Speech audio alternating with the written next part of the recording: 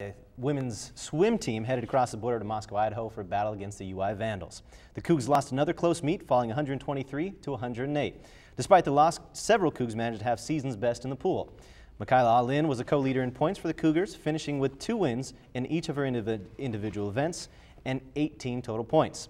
The seniors' first win came in the 200 individual medley by 3 seconds. Alin's second win came during the Cougar sweep of the 200 butterfly. All-in finished first, while teammates Rachel Krager and Breezy Gonzalez battled for second place. Taylor Whitaker also finished with 18 points and was a dual event winner. Whitaker put up a season best in the 200 freestyle with a winning time of 1 minute 53 seconds and also won the 100 freestyle. Other notable performances came from Danielle Palumbo, the sophomore from Sammamish, Washington. Posted a season best on her way to winning the 200 backstroke. Junior Jennifer Dean also came away with the season best in the 500 freestyle. WSU head coach Erica Quam says of her team, they stepped up and swam better than they have all season and will be a strong team going into the conference meet. The team heads down to California for the Pac-10 championships on February 2nd. Moving on to basketball, after last week's heartbreaking loss to rival UW, the women's basketball team headed for the Arizona Heat to take on Pac-10 foes Arizona and Arizona State. First, they took on Arizona at the McHale Center. The Cougs had 4 players score in double figures, but it wasn't quite enough for the victory as they fell to the Wildcats 73 to 66. April Cook led the Cougs with 13 points, followed by Kiki Moore and Carly Noy's 11-point outputs. Senior Katie Madison also chipped in 10 points. The Cougs fell to 0-10 in Pac-10 play, but on a high note, Carly Noyes became the freshman single-game record holder for her 3 blocks in a game. Next on the road trip for the Cougs was a trip to Tempe, and boy was this one a different story. The Cougs overcame 20 first-half turnovers to get the 66-62 victory over the Sun Devils. Sophomore April Cook accounted for half of the Cougar point total. For those of you who have trouble dividing by 2, Dom, that's 33. Freshman Kiki Moore put together another solid game, scoring 16 points. Thanks to Cook and Moore putting the Cougar offense on their backs, the Cougars managed to get the monkey off their back and secured their first Pac-10 win of the season. And now we're actually going to meet up with one of those players in April Cook, the Pac-10 Player of the Week, as well as Coach June Doherty. Our Marissa Huff has more. I'm Marissa Huff here with April Cook to talk about the women's team's first Pac-10 victory. So congratulations on the first victory. What do you think helped boost you guys in the, personally or as a team to make this victory? I just think we came out really focused, and we were just really wanted to focus on our defense. We had a new defense we put in, so we really got that done, executed it, and it really helped us. That's great. So 33 points. It's incredible. So did you do anything differently than any other game, or? Actually, I ate a little less than I usually do. I don't know if that made a difference or not, but I was actually really hungry before the game started, so that was about the only thing I did different. That's great. So for this victory, is there anything that your team is taking from the victory to maybe put towards more games and to increase? We're just taking this energy from this win and just gonna transfer it to the other games that we have, keep each other pumped up, and just keep it going. Great. Thank you very much. This is the first Pac-10 victory. Yep. So congratulations. Thank you. Did you work on anything specific in practice prior to the game, learn from anything from maybe the UW game, UCLA, anything to put towards this victory? Yeah, certainly. I think every game we've learned a lot from, whether it's been preseason or conference play. You know, I've never really doubted the confidence in our team. I think it was just the ability to put 40 minutes together, focused basketball. And our players have seen repeatedly how close we've been. And one less mistake, one less foul here or there, one better rebound, and we could have come away with a victory. So it was great to see them put 40 minutes together and get it done. Tough environment down there in the Sun Devil Stadium, and you know, being on national TV made it all the sweeter, so our Cougs nationally could see us play. For the upcoming game versus Cal, is there anything you're going to take from this game to put towards to get another victory? Just build on it. You know, I think we came out very aggressive offensively. We started the game with 2 backdoor plays, and you know, same thing defensively. So we just need to continue to go the route that we're going, and that's being the aggressors on both ends of the floor. Great. Thank you for your time. You bet.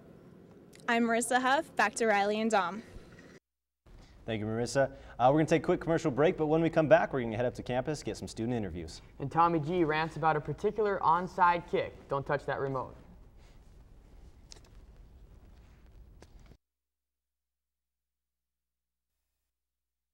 And welcome back to Inside the Lines. I'm Dominic Sheldon. And I'm Riley Corcoran. Let's head up to the Cub where our own Kelsey Hodgin will have our student interviews for us.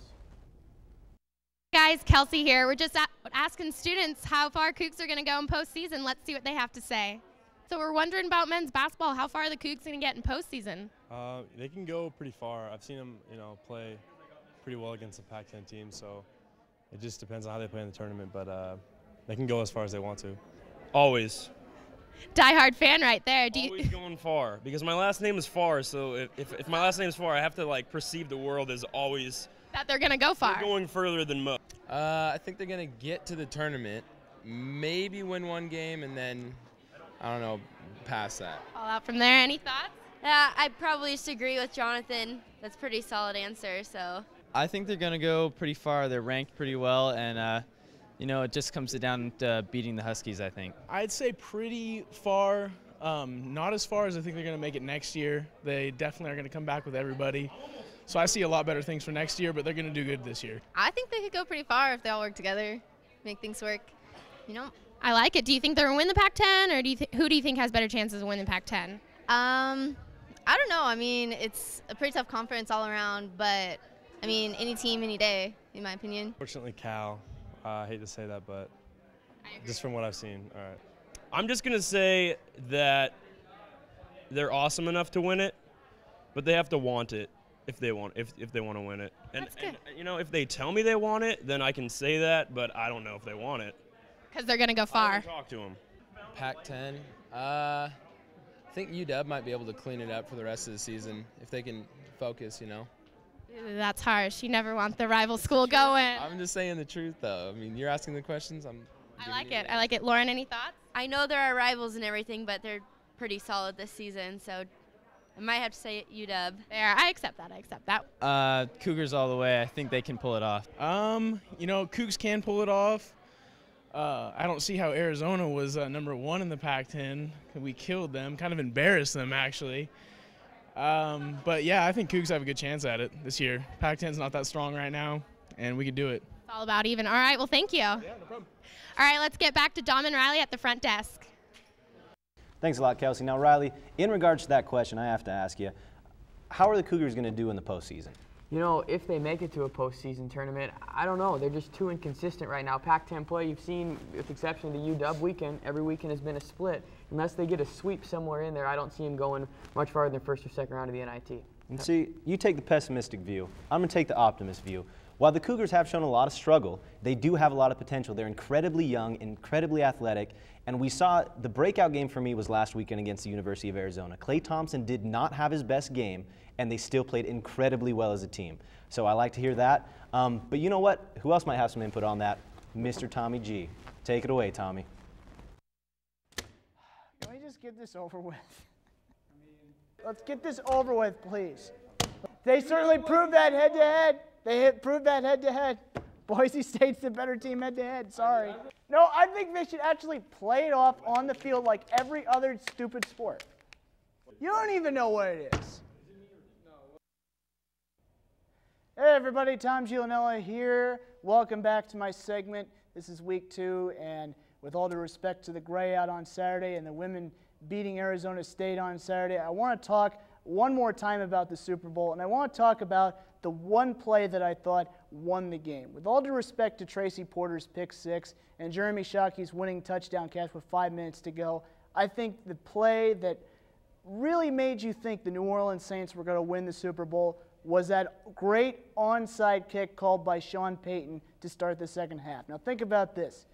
This was a game that was stuck at neutral at halftime. The Colts dominated the first quarter, went up 10-0.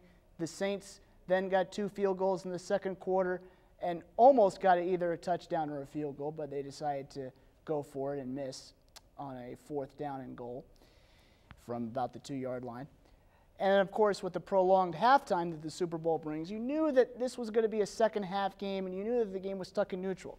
So what does Sean Payton do to get a spark out of his team? Certainly he's not going to try to get Peyton Manning back the ball. So why not try to onside kick it? And sure enough, Thomas Morstead kicked the perfect onside kick to the left, and with a little bit of fortitude,